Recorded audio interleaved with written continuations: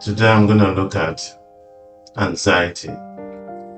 4 things you can do to combat or conquer anxiety. But before I look at what you can do to conquer it, it'd be good to know that worldwide really there are about 4.4% of people who are undergoing anxiety. But the statistics for UK is a bit worse because at any point in time there are about 5.6% of people who are undergoing anxiety. It's fair to say that that number is conservative because as an experience as a pharmacist and as a counselor, I can say that that number is much higher than that, but that's beside the point. The point today I'm going to look at how can you combat it? What can you do to help? But before I go into 4 things you can do, the first question I want to say is, what do you even do to acknowledge it? The first thing about anxiety is that you have to acknowledge it. You have to take it in your heart that you're suffering from anxiety. I mean, people don't want to talk about mental health. I mean, people want to say yes, they have accepted it, but have they really accepted it? So you have to acknowledge in yourself that you're suffering from anxiety. See, anxiety is not restricted to one person or the other or one class or the other because it has nothing to do with whether you're a man, a woman, or your class. So, I mean, if you're a teenager, you feel anxiety because of your tests and exams.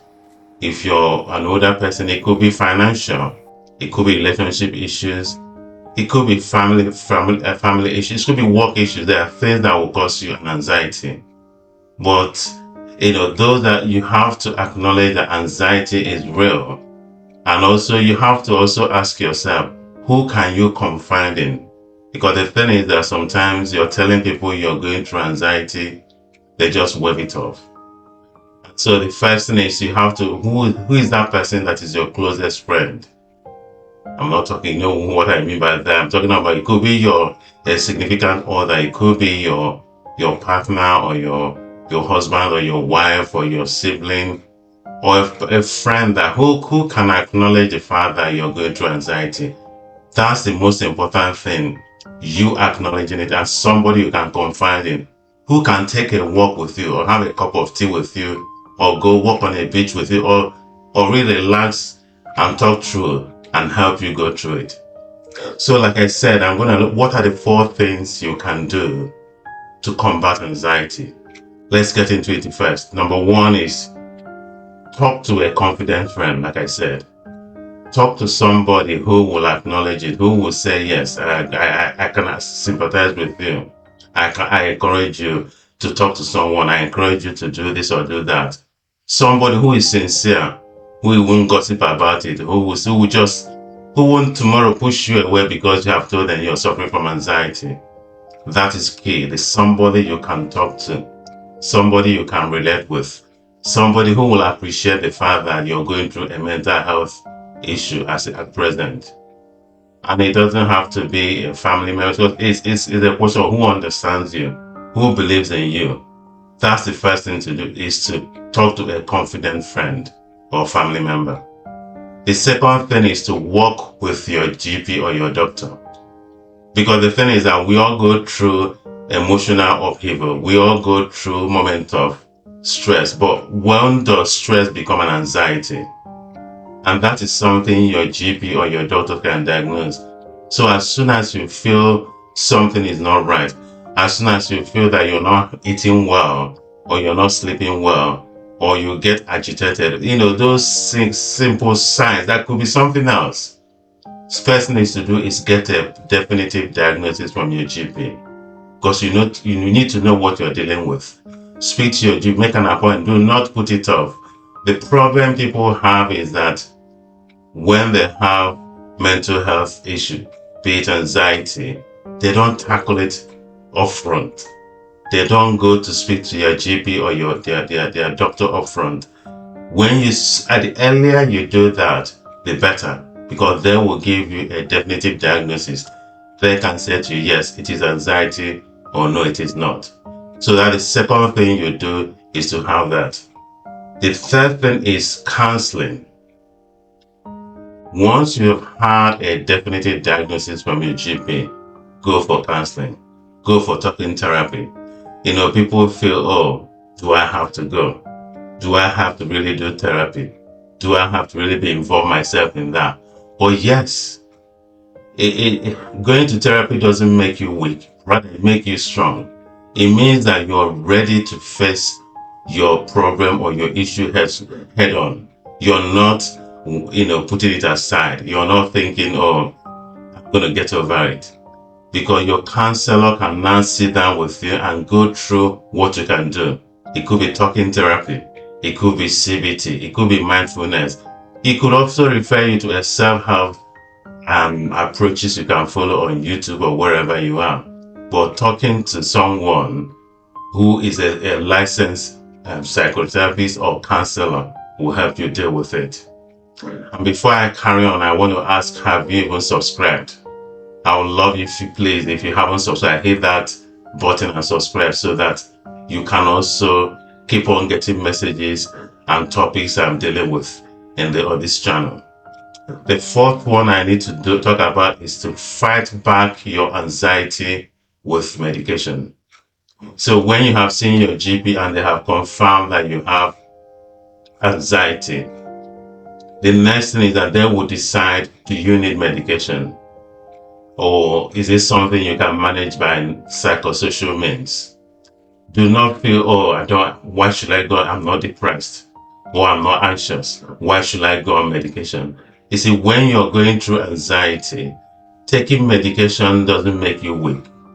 That's something I want to point out. I will tell you again, as a pharmacist and as a psychotherapist, taking medication doesn't mean you're weak. It means you're ready to face it. The question is, what medication suits you most? And this is something you're going to sit down and agree with your GP. See, a lot of people, as a pharmacist, people come to me and say, oh, the doctor prescribed me this medication or that, should I take it? I just think, hang on, you have just gone in and spent time with your GP and you're coming. I'm happy to answer the question, but that question of should I take it means that you haven't actually reached an agreement with your GP that this medication, it will help with my anxiety. So the key is to be honest with your GP when you're discussing medication therapy. If sometimes they'll give you some diazepam to help calm you down. Sometimes it could be some SSRIs like escitalopram or fluoxetine to calm you down. Sometimes it could be propranolol to help you. But whichever medication they prescribe you, my advice is, since they have diagnosed you with anxiety and you have reached an agreement with your GP to take medication, please try and take it. The thing is that the earlier you start dealing with it, the better.